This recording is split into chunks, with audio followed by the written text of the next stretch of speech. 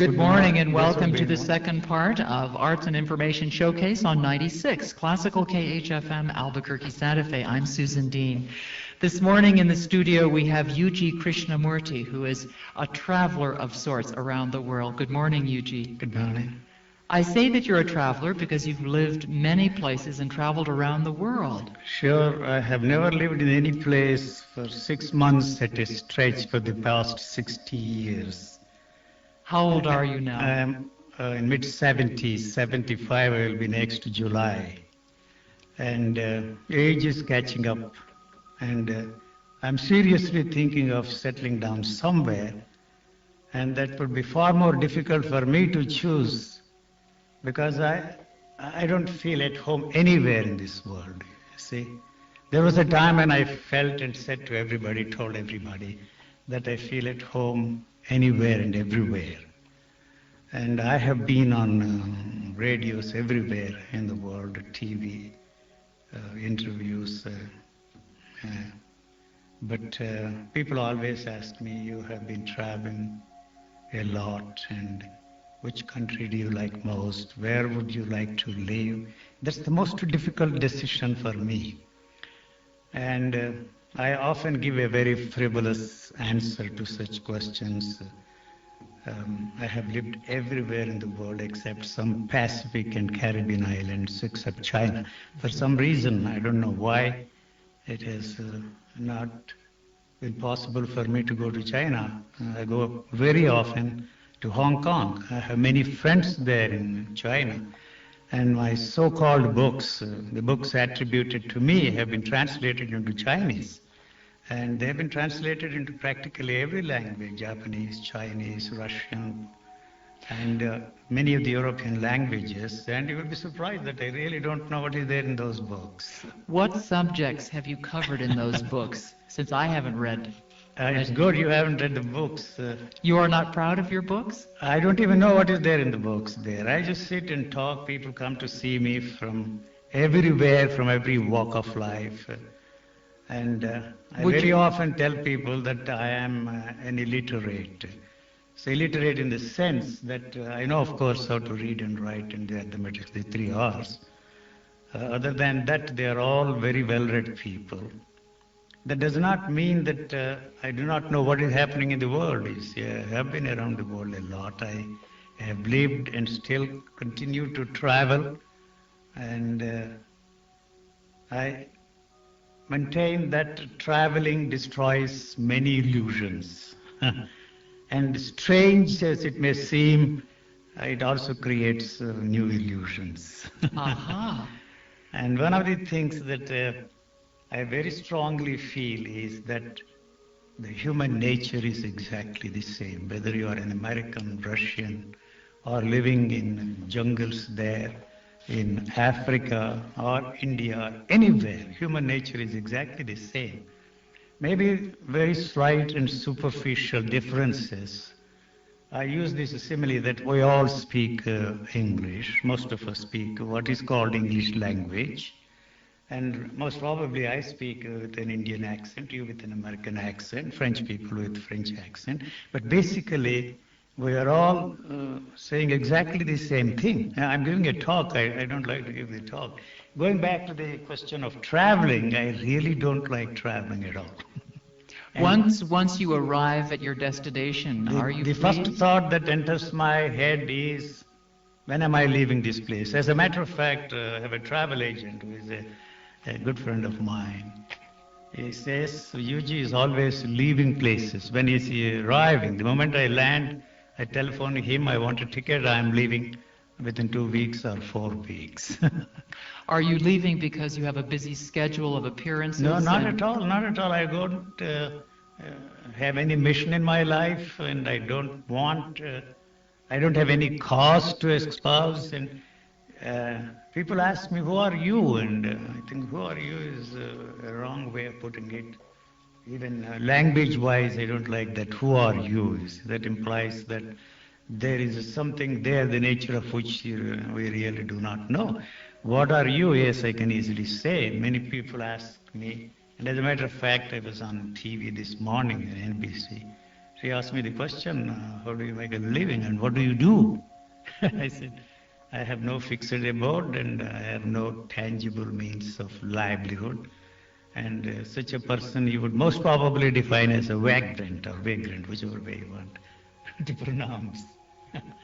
And so I really don't like traveling. You see, so one of the reasons why I travel most of the time is I don't want anything to grow around me, you know. Do you feel it would inhibit you in some way to have roots, perhaps, as it were, somewhere? Not that way. People develop some sort of attachments, which I don't like, you know. Not that I have anything against it. I'm not anti-social. Many of my friends think that I'm a sociable creature, all right, but for some reason I do not want people to develop any attachments. I don't know if that is the right word, but not look to me or look up to me to get some help, you see. But people do come to you for just that, do they not hundreds, but thousands of people. For some reason, I don't know why, have visited me. I say this very often, pass through the portals of my residences in India, in Switzerland, here in the United States and Australia. I very often ask them the question, why do you come to see me? And so they throw a question at me, why do you allow us to come to see me, see you? And so the answer is very simple. You see, if your curiosity brings to you for whatever reason, your curiosity is either satisfied or not satisfied. You see, if your curiosity is satisfied, that's good. If your curiosity is not satisfied, it's fine. Do you find most of the people that have crossed your path to be curious? Do you think human beings are curious? Most of the people that come to see me are curious people. They have read a lot about me. For some reason, most of the newspapers in India and some of the newspapers outside India also interview me, and I have been on the air. So they know something about me. And one of the reasons why I have decided to go public, if I may use that word, for years and years I avoided and didn't accept the invitations of the radio stations and the TV stations. But now I have decided that the only way I can express myself is through that medium. Most of the people that have been coming to see me are some sort of religious buffs of all shapes, sizes and colors, if I may put it that way. But so as a matter of fact, when people telephone me, there is a very strange telephone message in my answering machine. If you are a religious buff of some sort, please don't bother to come to see me. If you have read my books, this attributed to me, the books have not done their job, so there is no point in coming to see me. So something like that. And that kind of message brought more people. So then I had to erase that and say, sorry, I don't want to see you. In your travels, what effect has religion had on peoples that you have observed? Is it a positive effect or a negative one? Religion? That's a dirty word for me. It is the religious thinking that has destroyed the possibility of human species to flower into something extraordinary. And it is the religious thinking that has separated the human species from the rest of the species on this planet. And not only that, religious thinking has gone one step further and made us believe that we are on this planet for nobler and grander purposes than the other species on this planet. But as a matter of fact, we are no more grander and nobler than the other species. And they did not stop there, and the religious thinkers is what I'm referring to, have placed before us the model of a perfect being. And that perfect being is based upon the model of the great spiritual teachers. I have come to realize in my own way, off and by myself, that all the great spiritual teachers of mankind conned themselves and conned us all. So then somewhere along the line, it occurred to me, maybe they conned themselves and conned everybody. And why the hell you are conning yourself? I didn't get an answer for that question. I continued to con myself. But I allowed that kind of a thing to continue for the simple reason that I was brought up on this fundamental statement that when once you have placed your confidence in and believe the teacher to be in possession of it, that finishes the demand to question their teachings and the teachers as well. So that was really the problem for me. I'm talking, I don't know why. So come on, yes. Huh? It is sometimes said that the human species needs a crutch, something to lean on. They can't make it on their own. Do you believe that? No, not at all. There is a tremendous intelligence there, and that intelligence cannot express itself in its pristine purity because of the stranglehold of thought that is put in there. And not only that, or all the problems of ecology have been created by the assumption that the whole thing is created for our benefit. You know, there is no way you can reverse that. I think we have arrived at a point where no matter how long you try to reverse this, you are not going to succeed. It's not that I'm singing a song of doom or gloom, but the media hype, if I may use that phrase, that the planet is in danger is just a hype.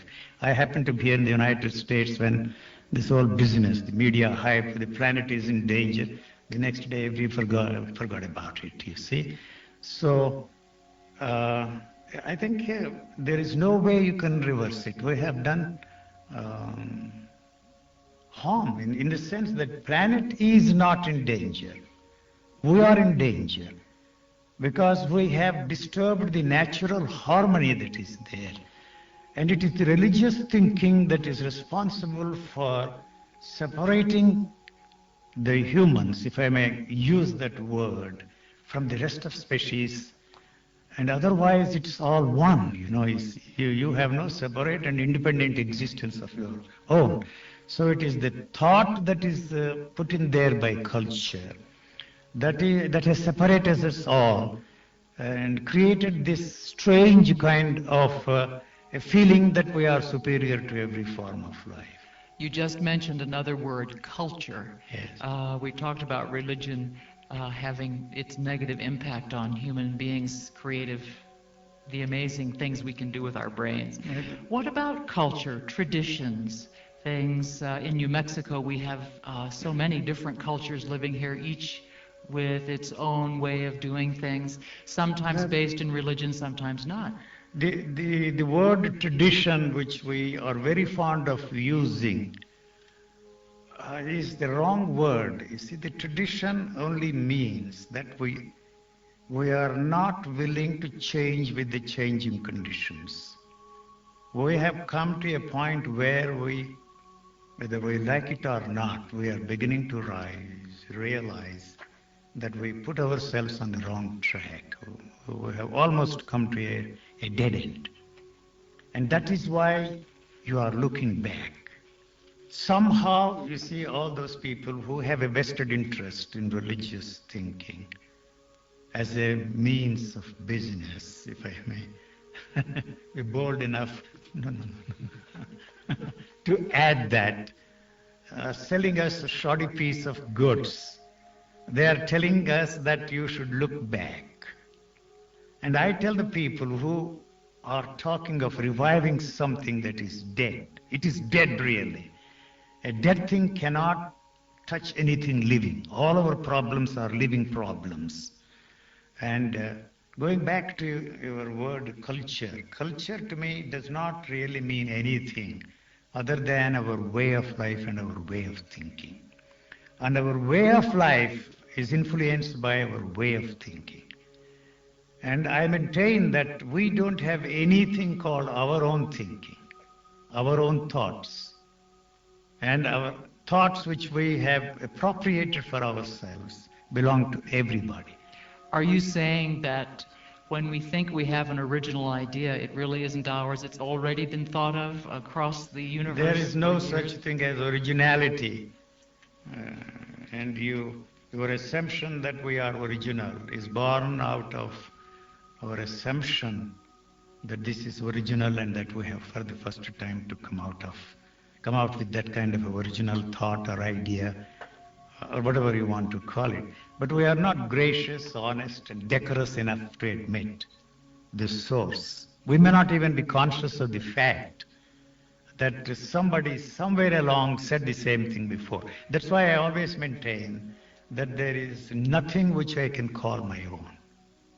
There is not one thought which I can call my own. And we give importance to our feelings and put feelings on a higher level and think that feelings are more important than thoughts. But feeling also is a thought. Supposing there is a feeling of happiness, and then the moment you translate that as happiness, you have already captured what you call feeling within the framework of that thought, and so it is a thought. So even feelings are thoughts. So are you saying the 90s or in the late 80s have been take care of myself, I must express my feelings, and I must get my man or my woman to express openly their feelings? Is that bunk? It is absolute bunk because, as I said a while ago, there are no thoughts which you can call your own. There are no feelings which you can call your own. And so what is the point in telling that, you see, these are my feelings, these are my thoughts? But we are not ready to admit that they are just these quarters there, you see. And they are asserting these quarters rights. But the body, which is something extraordinary, which is a living organism, is not concerned about the dead stuff at all. All that we put in is dead, and it cannot touch anything living there.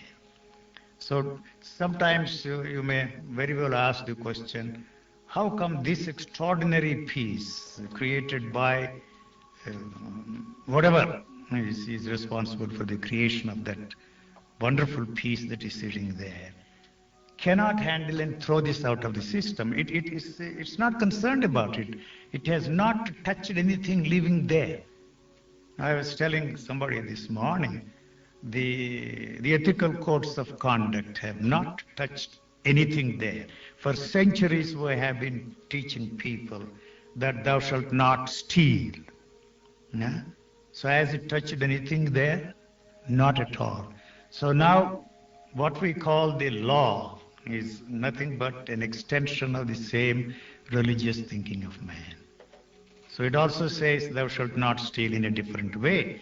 If you steal, I'm going to put you in prison and you have to pay the price for it. So we have outlawed murder, but murder is on the increase. I'm not very pessimistic and I'm not presenting a pessimistic picture. I'm trying to focus and spotlight what actually is the situation we find ourselves in. We're visiting this morning with UG Krishnamurti on 96 Classical KHFM, talking about all sorts of things. What can we change? Why are you interested in changing anything at all? You can change your way of thinking, and you can change your ideas, you can change the external expressions, your dress. You see, I have to put on the Western clothes because it is more comfortable to put on Western clothes here. I don't feel so comfortable in India, so I put on Indian clothes. That's all. And you can go to a beautician and then or a plastic surgeon and ask him to change the shape of your nose because a particular shape of the nose is fashionable, you see. So if all of us were to have the same kind of a nose, it would be a horrible thing to find that every one of us has the same shape of a face, the same color of eyes. And everybody is teaching us how you should dress yourself, what kind of a food you should eat, and how you should use this, that, and the other. Is what kind of food you should eat, and it's going on and on and on and on. They all thrive on the gullibility and credulity of the people. The change I meant was earlier we were talking about tradition and culture, and that tradition looks backward because we're afraid of making change. If we want to make changes, how do we find the inspiration to do so? Anything you do to bring about a change is bound to fail because it failed us in the past. And many people who talk of reviving the great traditions in India, many of the people who want to go back to Christianity, they are kidding themselves and kidding us all. And we are the result of the past, And people talk of the present and talk of the future. What is there is only the past. And it is the past that has created us all. And if you say, for example, this is the present moment, this is now, this is here and now, it is the past that tells us that this is the present. And there is no such thing as the present at all. And even the future that we are interested in creating is nothing but a modified continuity of the past. We live in hope. One day, somehow, through the use of the same instrument that created the past, we'll create a different kind of a future.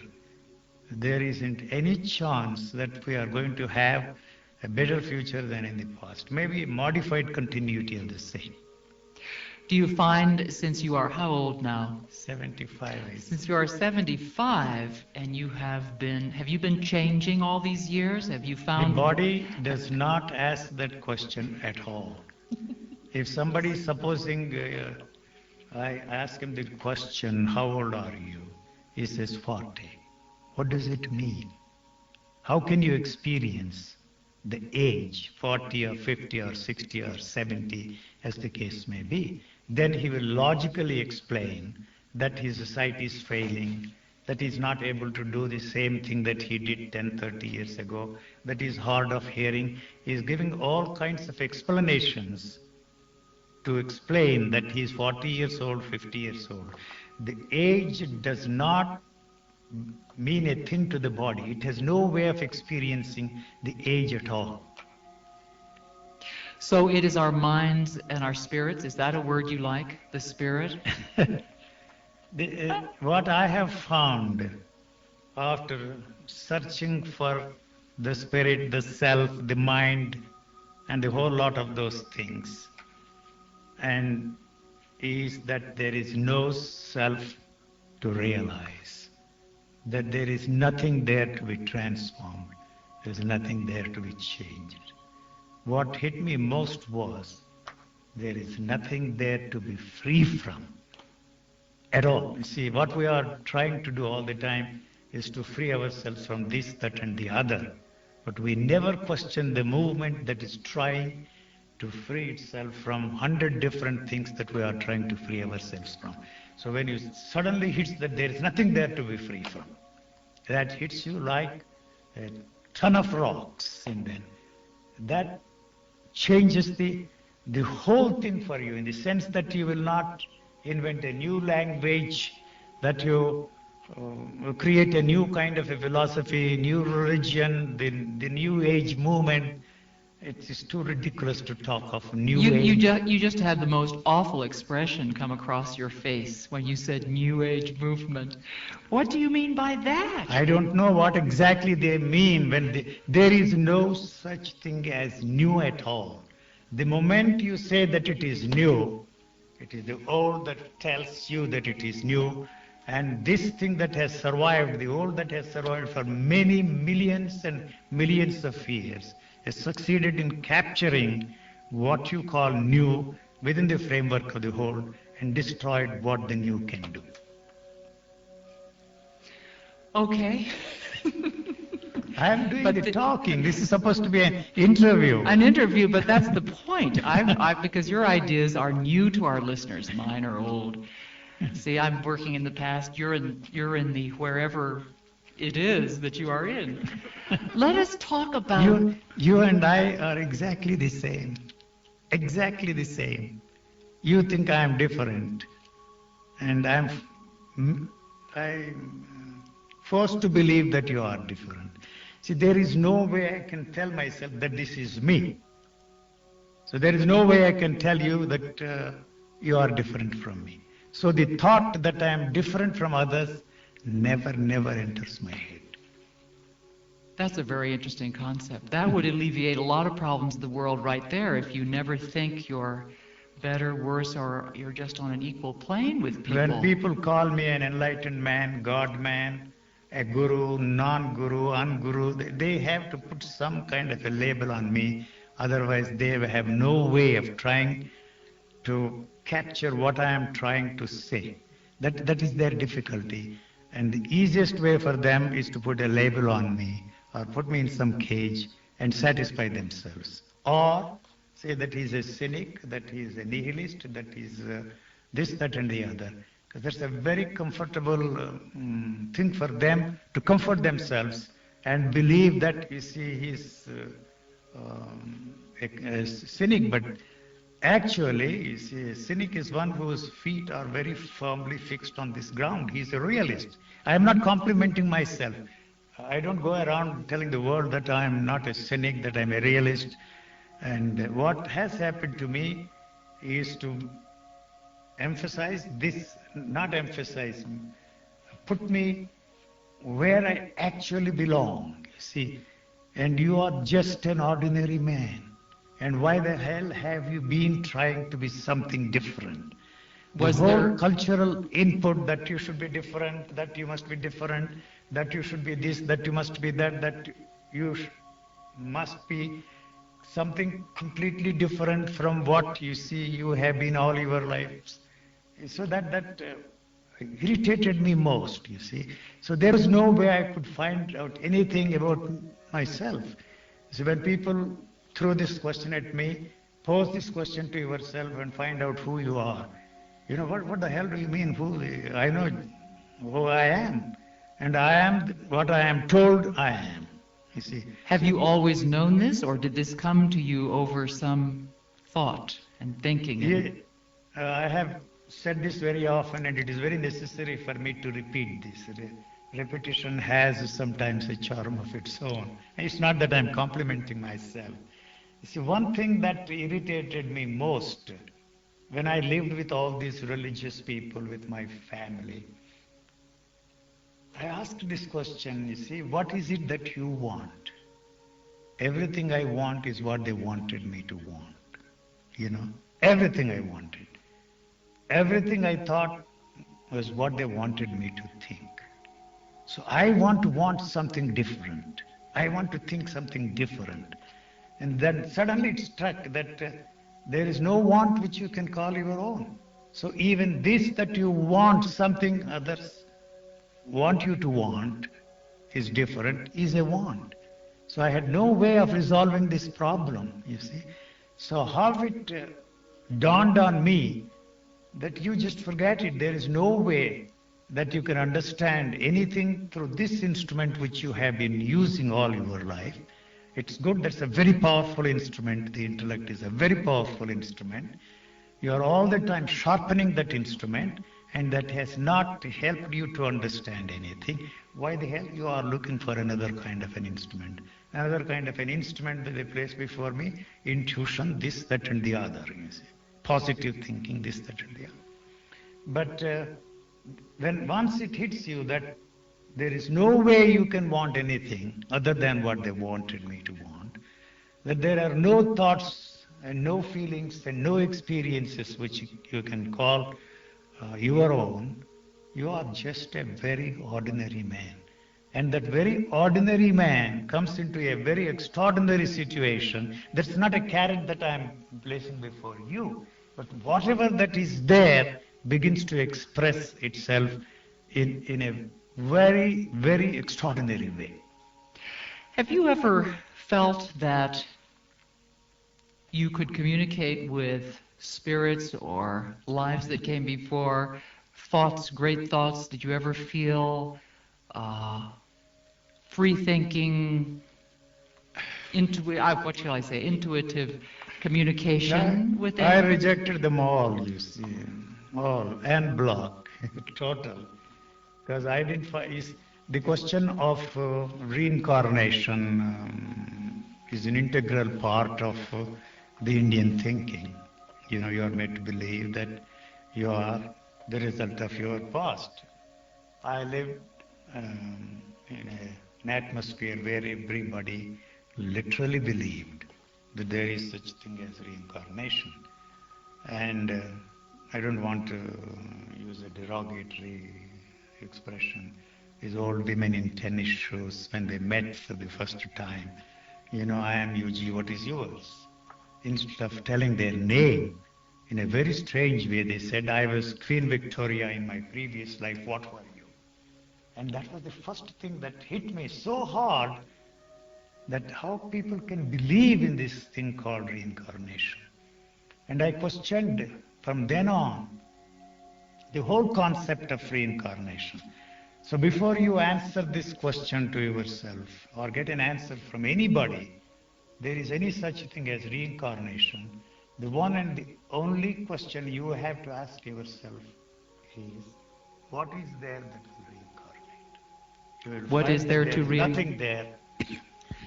What is there to reincarnate? There is nothing there now. You have to find out what is there now that will reincarnate. We're visiting this morning with Yuji Krishnamurti from India and world traveler, thinker. See, I'm trying to do the same thing, is put you in a nice pigeonhole so everyone will know exactly who you are, which I'm going to stop doing after this morning. Tell us, our listeners, in the short time we have left, Yuji, if there were one book you would recommend they read, which would it be? Mine or others? I don't have One any of books yours? which I can call my own. And there is a book, I'm not plugging in for my own books. I don't, as I said. But you may, I give you permission. There is a book called The Mystique of Enlightenment. Mystique, they use that word. The word mystique, you know, means the aroma that is there around that word enlightenment. And there I described what actually happened to me when this hit me, that there is no self to realize, that there is no enlightenment at all. So when once that hits you, it's like an earthquake. I have to give this a simile. I often repeat that simile. So everything that is there is destroyed. So what you are left with is something you will never know. So when once you, out of your enthusiasm to communicate something, that there is no spiritual content in this at all, whatever happened to me has happened, and it's the pure and simple physical and physiological functioning of this body. There's nothing there. And so then people who read those books simulate them and believe that they are getting somewhere there. Although I emphasize that many of these earth tremors, which you take for indicating that there is going to be an earthquake, nothing to do with the earthquake. When there is, let me stick to this simile of earthquake. When it hits you, everything is destroyed. And because earthquake is a very essential thing on this planet, it is not very comforting for us to believe that it is very necessary, because it helps the planet to realign itself. The physical body is all the time controlled by thought. When once the thought cannot control, so the whole thing changes, and then it begins to function in a very natural way. What other book, a book not written by you, would you recommend? I haven't read any book since 1953. So let me confess that I don't think any teacher, spiritual or secular, helped me to understand anything. I did philosophy, I did psychology in the university when I was young and foolish, you see. But I don't think even the spiritual teachers helped me to understand anything. So I haven't read a book. This was 50 years ago, almost 50 years ago. We've been visiting this morning with UG Krishnamurti on 96 Classical KHFM Albuquerque, Santa Fe. Thank you for sharing with us this morning. Thank you. Bye-bye.